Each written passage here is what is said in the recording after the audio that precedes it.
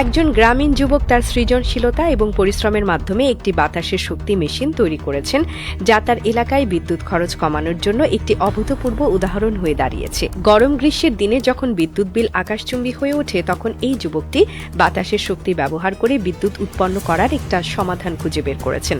প্রথমে তিনি একটা সাধারণ মোটর সংগ্রহ করেন। মোটরটি ছিল এমন যা নিজের শক্তিতে ঘুরতে পারে না, অর্থাৎ ম্যানুয়াল সহায়তা প্রয়োজন ছিল। এই সমস্যা দেখেই তিনি মোটরটি খুলে ফেলেন এবং এর ভেতরে থাকা রটারটি বের করেন।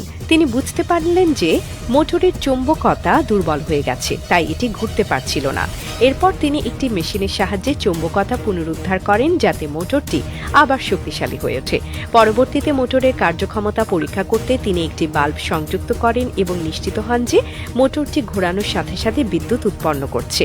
এরপর তিনি একটি ফ্রেম তৈরি করতে শুরু করেন, যাতে ব্লেডগুলো সঠিকভাবে কাজ করতে পারে। ব্লেডগুলোর জন্য তিনি একটি ছোট ধাতব প্লেট ব্যবহার করেন এবং এর সাথে একটি ক্রস আকৃতির কাঠামো ওয়েল্ড করেন, যা ব্লেডগুলোর স্থিতিশীলতা নিশ্চিত করে। এরপর তিনি একটি পাইপের অংশকে ব্লেডগুলোতে বিভক্ত করেন এবং সেগুলো ফ্রেমে সংযুক্ত করেন। মোটরটি ওই ফ্রেমের সঙ্গে সুরক্ষিত করার পর পুরো অ্যাসেম্বলিটি প্রস্তুত হয়ে যায়।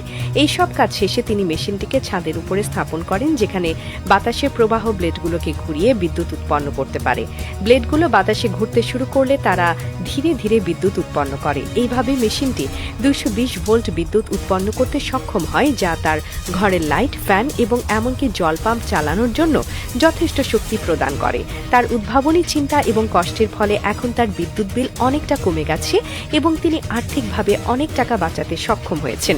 এই গ্রামীণ যুবকের উদ্ভাবন প্রমাণ করে সৃজনশীলতা এবং পরিশ্রমের মাধ্যমে যে কোনো সমস্যার সমাধান খুঁজে পাওয়া সম্ভব। এটি শুধু তার নিজের জন্যই উপকারী হয়নি, বরং এটি তার এলাকায় আরেকটি উদাহরণ সৃষ্টি করেছে, যেখানে লোকেরা স্বল্প খরচে বিদ্যুৎ উৎপন্ন করার নতুন উপায় শিখতে পারে।